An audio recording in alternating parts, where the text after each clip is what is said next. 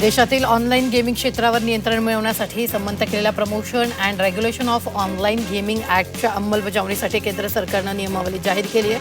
येत्या 1 मे पासून कायद्यातील तरतुदींची अंमलबजावणी सुरू होणार आहे. कचऱ्यापासून ऊर्जा आणि खत निर्मिती करण्यात येणार आहे. यासाठी महाराष्ट्र राज्य कॉन्सन्ट्रेट बायोगॅस धोरण राबवण्यास मंत्रिमंडळ बैठकीत मान्यता देण्यात आली. यामुळे कचऱ्याची विल्हेवाट पर्यावरणपूरक पद्धतीनं होऊन कचरा साठवण्यामुळे निर्माण होणाऱ्या समस्या, पाण्याच्या स्रोतांचं प्रदूषण कमी होईल, असं मुख्यमंत्री फडणवीस यांनी सांगितलं. जळगावच्या सराफ बाजारात सोन्या आणि चांदीच्या दरात मोठी घसरण झाली. सोन्याच्या दरात प्रतितोळा 1200 रुपयांची घसरण झाली आहे, तर चांदीचे दर प्रति किलो 5000 रुपयांनी घसरले. त्यामुळे ग्राहकांमध्ये आनंदाचं वातावरण.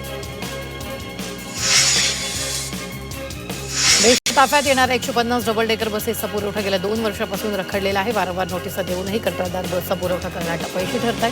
त्यामुळे एका महिन्यात प्रतिसाद न दिल्यास कंत्राट रद्द करण्याचा इशारा बेस्टनं दिलेला आहे. मुंबई विद्यापीठाच्या TY-BComच्या 3 विषयांच्या प्रश्नपत्रिका दुरुस्त आणि ऑनलाईन शिक्षण केंद्रातून फुटल्यात. याबाबत विद्यापीठाकडून तपास सुरू असल्याचं सांगितलं जात आहे. या प्रश्नपत्रिका विद्यापीठाच्या CDO-मधील कंत्राटी कर्मचाऱ्यांना फोडल्याची माहिती विद्यापीठातील सूत्रांनी दिली. पुस्तकांची ऑनलाईन विक्री वाढली आहे. जवळपास 60% पुस्तकं ऑनलाईन विकली जातात. वाचकांची खरेदी करण्याचा कल बदलला आहे, असं निरीक्षण पुस्तक विक्रेत्यांनी नोंदवलेलं आहे. राज्यातील 17 लाख शासकीय कर्मचारी विविध मागण्यांसाठी संपावर गेलेत. यात मुंबईतील JJ हॉस्पिटलमधील कर्मचाऱ्यांचाही समावेश आहे. JJ हॉस्पिटलमधील 3500 कर्मचारी संपावर गेलेत. यात सफाई कर्मचारी, परिचारिका आणि लिपिक यांचा समावेश आहे. या कर्मचाऱ्यांनी रुग्णालयाच्या आवारात जोरदार घोषणाबाजी केली. पंतप्रधान मोदींच्या 75व्या वाढदिवसानिमित्त देशात PM विजन टू आर्ट स्पर्धा आयोजित करण्यात आली. या स्पर्धेचं पारितोषिक वितरण 16 प्रभादेवीमधील पु ल देशपांडे सभागृहात आयोजित केला. यावेळी मंत्री आशिष शेलारांनी 75 विजेत्यांना पारितोषिक देऊन गौरव केला. तसंच शेलारांनी कॉफी टेबल बुकचं अनावरण केलं. मुंबईचा भाजीपाला बाजार नाशिक, पुणे, गुजरात, कर्नाटक या भागांवर अवलंबून आहे. मात्र या भागात उष्णतेचा परिणाम जाणवतोय. त्यामुळे पुरवठा साखळीवर दबाव वाढलाय. उष्णतेमुळे पालेभाज्यांची पानं लवकरच सुकत असल्यानं बाजारात पोहोचेपर्यंत मोठ्या प्रमाणात शेतमाल खराब होतोय. त्यामुळे चांगल्या प्रतीच्या पालेभाज्यांना तुलनेनं अधिक दर मिळतोय. मुंबईत येत्या 3 वर्षात 1 लाख श्वानांचं निर्विंजीकरण करण्याचं नियोजन आहे. या कामासाठी मुंबई महापालिकेनं एकूण 9 शासकीय आणि खासगी संस्थांची नेमणूक केली. यासाठी जवळपास 23 लाखांचा खर्च करण्यात येणार आहे. भिवंडीत मनपा प्रशासनाच्या नियोजनाच्या अभावामुळे पाणी टंचाईची समस्या निर्माण झाली. यामुळे नागरिकांमध्ये मोठ्या प्रमाणावर रोष आहे. याविरोधात आमदार रईस शेख यांनी आयुक्तांना निवेदन दिलं. 15 दिवसात पालिकेनं श्वेतपत्रिका प्रसिद्ध करावी, अन्यथा उग्र आंदोलन करणार असं निवेदनात नमूद केलं.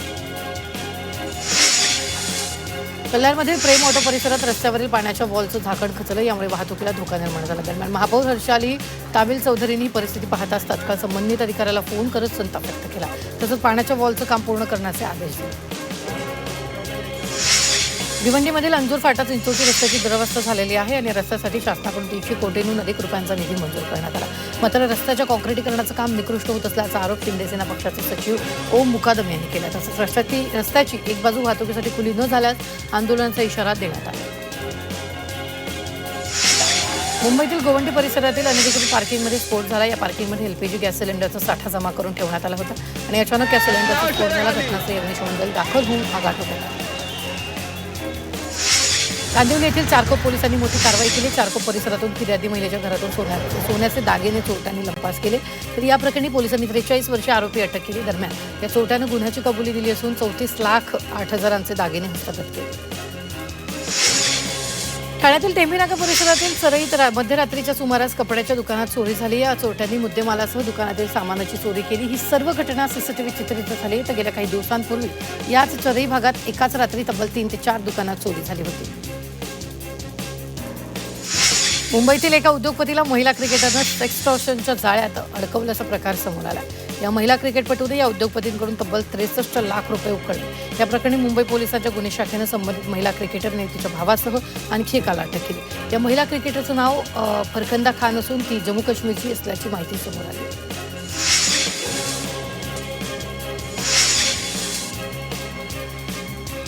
मीरा भाईंदर महानगरपालिकेतील विविध विभागातील शेकडो कर्मचाऱ्यांनी भाजप कामगार आघाडीत प्रवेश केला. आमदार नरेंद्र मेहतांच्या उपस्थितीत हा पक्षप्रवेश सोहळा पार पडला. कामगारांच्या पाठीशी भाजप कामगार आघाडी खंबीरपणे उभी असल्याचं आमदार मेहतांनी म्हटलं. मनसेच्या महिला सेनेनं मुंबई महापालिकेच्या आयुक्त अश्विनी भिडेंची भेट घेतली. मनसेच्या सरचिटणीस शालिनी ठाकरे आणि रीटा गुप्तांनी मनसे महिला नगरसेविकेसह आयुक्त अश्विनी भिडेंची भेट घेतली. अश्विनी भिडेंना मुंबईच्या पहिल्या महिला आयुक्त होण्याचा मान मिळवला, त्यामुळे त्यांना शुभेच्छा देण्यासाठी भेट घेतली. तसंच महिला प्रवासनावर भेट घेतल्याचं शालिनी ठाकरेंनी सांगितलं. ठाण्याचे शिवसेना खासदार नरेश म्हस्केंनी महाराष्ट्र नवनिर्माण सेनेचे अध्यक्ष राज ठाकरेंची भेट घेतली. यावेळी त्यांनी ठाकरेंसोबत गप्पा मारत जुन्या आठवणींना उजाळा दिला. राज ठाकरेंनी कार्यकर्ता म्हणून माझ्यावर कायम विश्वास दाखवत सदिच्छा दिली, अशी पोस्ट नरेश म्हस्केंनी केली. मीरा भाईंदरमध्ये राजकीय संघर्ष पेटण्याची शक्यता. आमदार नरेंद्र मेहतांच्या जनता दरबारात मंत्री प्रताप सरनाईकांच्या अनधिकृत प्रकल्पाविरोधात तक्रारीचा पाढा वाचण्यात आला. यावर मेहता यांनी सरनाईकांवर कारवाई व्हावी यासाठी प्रयत्न करणार असल्याचं म्हटलेलं आहे. केंद्रीय मंत्री रामदास आठवलेंनी विधान परिषदेच्या जागेबाबत मोठं विधान केले. मुख्यमंत्री देवेंद्र फडणवीसांनी विधान परिषदेच्या एका जागेचा शब्द दिल्याचं आठवलेंनी म्हटलंय. यावेळी बोलताना त्यांनी महापालिकेला जागा दिली नसल्याची खंत व्यक्त केली. मध्य रेल्वेच्या भरती प्रक्रियेत अखेर मराठीचा समावेश करण्यात आलाय. मनसे युवा नेते अमित ठाकरेंच्या इशाऱ्यानंतर मराठी विषयी हा मोठा निर्णय घेण्यात आलाय. मध्य रेल्वेने 16 मार्च 2026 रोजी पदभरतीसाठी अधिसूचना काढली, पण त्यात केवळ हिंदी आणि इंग्रजीत परीक्षा देण्याचा पर्याय निवडला. त्यांनी मराठीला वगळले. याविषयी मनसे नेते अमित ठाकरे यांनी तीव्र आक्षेप घेतला.